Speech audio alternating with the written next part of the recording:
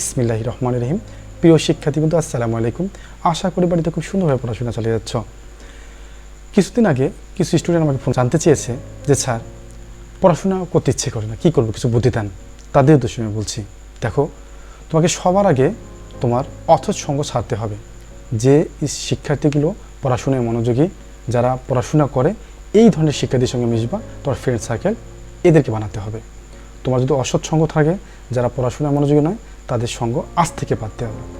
দ্বিতীয়ত, দেখো, যখন আমরা বিভিন্ন প্রকার গল্প উপন্যাস পড়ি, আমাদের কী ইচ্ছে করে বলো তো?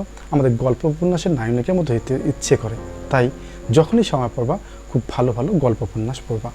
তৃতীয়ত, যখনই সময় পড়বা, বিভিন্ন পাবলিক ইউনিভার্সিটি থেকে ঘুরে আসবা। যখন সেই ক্যাম্পাসে যাবা, ক্যাম্পাসে কী মনে হবে, যদি আমি এখানে ভর্তি হতে পারতাম তাহলে কেমনই হতো। অর্থাৎ যখন তুমি একটা পাবলিক ইউনিভার্সিটিতে ক্যাম্পাসে ঘুরবা, তোমার মন এমনিতেই চেঞ্জ হয়ে যাবে, তুমি অবশ্যই পড়াশোনায় মনোযোগী হবা। যাই হোক, এই যে কথাগুলো বললাম, এগুলো একটু কাজে পরিণত করার চেষ্টা করো, তো তোমার হয়তোবা পড়াশোনায় মনোযোগী হতে পারো। যাই হোক, তোমার যাতে পড়াশোনায় ব্যাঘাত না ঘটে, এই কারণে আজকে আমি উপস্থিত হয়েছি রসায়ন দ্বিতীয় পত্রের কিছু গুরুত্বপূর্ণ টপিকস নিয়ে। আশা করি শেষ পর্যন্ত ভিডিও চালিয়ে যাবা, এবং ভিডিওটি যদি তোমার কোনো উপকারে আসে, তাহলে অবশ্যই ভিডিওটি লাইক এবং কমেন্ট এবং শেয়ার করতে অবশ্যই ভুলবা না। ও হ্যাঁ, সবার আগে যদি আমার ভিডিও পেতে চাও, তাহলে অবশ্যই চ্যানেলটি একটু সাবস্ক্রাইব করে নিতে হবে। যাই হোক, চলে যাই আজকের আলোচনা।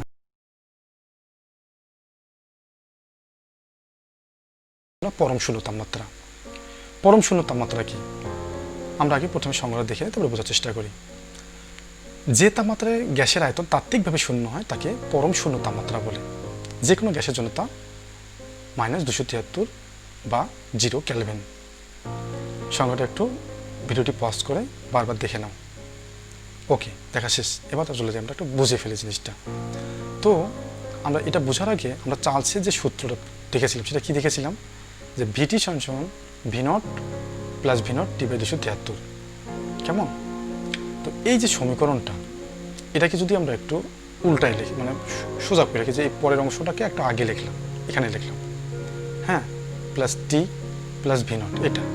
তো এটাকে তাহলে আমরা কিসের সঙ্গে তুলনা করতে পারি?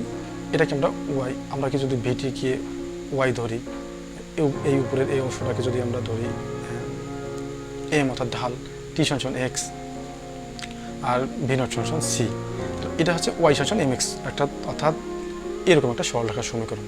আমরা গণিত থেকে এটা ভালো করে বুঝে নেব। এদিকে যদি আমরা এক্স ধরি আর এদিকে যদি আমরা ওয়াই ধরি, হ্যাঁ, তাহলে আমরা কি পাই? ওয়াই অক্ষের এই অংশটাকে খণ্ডিত করে এভাবে আমরা একটা সরলরেখা পাই। কেমন? তাহলে ওয়াই সমান এম এক্স প্লাস সি, এই যে সরলরেখার সমীকরণটা, এটার জন্য আমরা কী ধরনের সরলরেখা পাই? এটা এদিকে এক্স, এদিকে ওয়াই, ওয়াই অক্ষকে এই সি অংশ খণ্ডিত করে এরকম একটা সরলরেখা পাই। কেমন? এখন আমরা যে এই যে এখানে যেটা পেলাম, সেটা কি পেলাম? যে ভিটি সমান V0 by 273 into T plus V0, এটা কি ওয়াই সমান এম এক্স, ওয়াই সমান, এটা যদি আমরা ওয়াই, এটাকে যদি ওয়াই ধরি, এটাকে যদি এম ধরি, এটাকে এক্স প্লাস সি, আমরা যদি এভাবে তুলনা করি, তাহলে আমরা যদি একটা লেখচিত্র অঙ্কন করি, তাহলে কী ধরনের লেখচিত্র পাবো?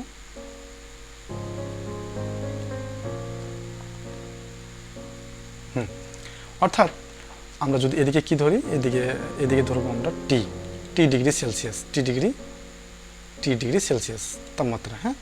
আর এদিকে কি? এদিকে থাকবে আয়তন, ওকে। তো এক্ষেত্রে আমরা ধরলাম এখানে 0 ডিগ্রি সেলসিয়াস, এখানে 0 আয়তনও। তো এখানে ধরলাম আমরা 100, এখানে ধরলাম আমরা 200, এখানে ধরলাম আমরা 300, হ্যাঁ। অনুরূপভাবে এখানে যেটা প্লাস, এখানে হচ্ছে মাইনাস, এখানে কত? -100, এখানে হচ্ছে -200, এখানে -300, ওকে। তো সেক্ষেত্রে আমরা এখানে যে সরলরেখার সমীকরণটা পাবো, সেটা কী পাবো? আমরা সরলরেখার সমীকরণটা পাবো হচ্ছে জাস্ট এরকম একটা সরলরেখার সমীকরণ পাবো। কেমন? তাহলে ওয়াই সমান এম এক্স, অর্থাৎ এদিকে থাকলো কি? আয়তন, হ্যাঁ, ভিটি, এদিকে আয়তন থাকলো ভিটি, আর এদিকে হচ্ছে তাপমাত্রা। এখন আমরা যদি এই রেখাটাকে একটু নিচের দিকে টানি, তাহলে এখানে গিয়ে সেট করবে। রেখাটা যদি আমরা একটু নিচের দিকে টানি, তাহলে নিচের দিকে যাই, রেখাটা যদি আমরা নিচের দিকে চাই, কোথাও টানতেছে এই জায়গায় তাপমাত্রাটা কত? এই জায়গায় তাপমাত্রা হচ্ছে -273, 200 মানে 200 তো 300।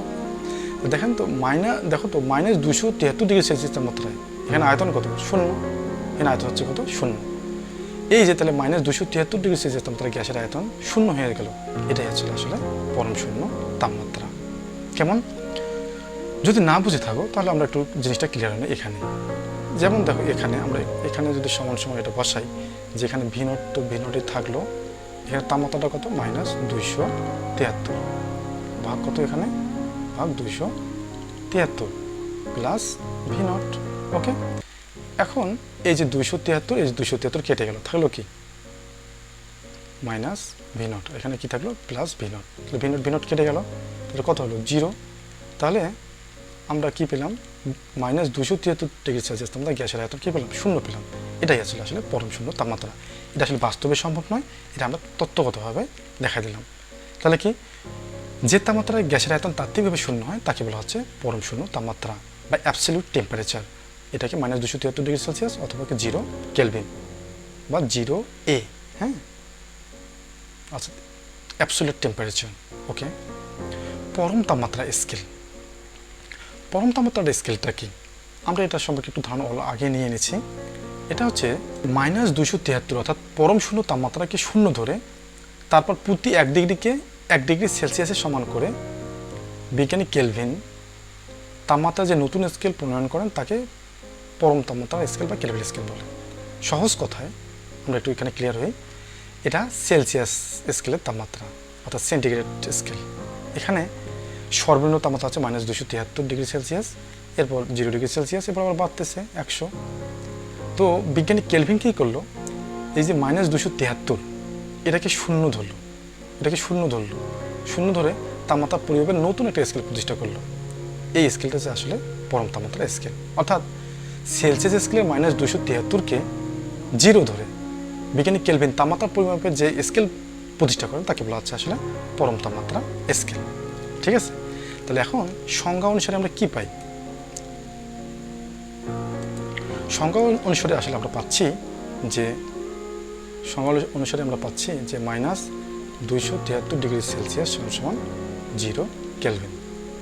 আমরা যদি এই সমীকরণের উভয় পাশে 273 যোগ করি, 273 প্লাস 273, হ্যাঁ, ডিগ্রি সেলসিয়াস সমান 0 প্লাস 273 কেলভিন। আমরা উভয় পাশে কী করলাম? 273 যোগ করলাম, দেখি বা 0 ডিগ্রি সেলসিয়াস সমান 273 কেলভিন পেলাম। বা আমরা যদি উভয় পাশে টি যোগ করি, হ্যাঁ, তাহলে কি 0 প্লাস টি ডিগ্রি সেলসিয়াস সমান 273 প্লাস টি কেলভিন, আসলে টি। হ্যাঁ, তাহলে আমরা কী পেলাম? যে টি ডিগ্রি সেলসিয়াস সমান টি প্লাস 273 কেলভিন। ওকে, তাহলে আমরা একটা জিনিস পেলাম যে সেলসিয়াস স্কেলকে যদি আমরা কেলভিন স্কেলে পরিণত করতে চাই তাহলে 273 যোগ করতে হবে। এটা অনেক সময় পরীক্ষায় আসে যে সেলসিয়াস স্কেলকে কেলভিন স্কেলে পরিণত করতে হলে 273 যোগ করতে হয় কেন?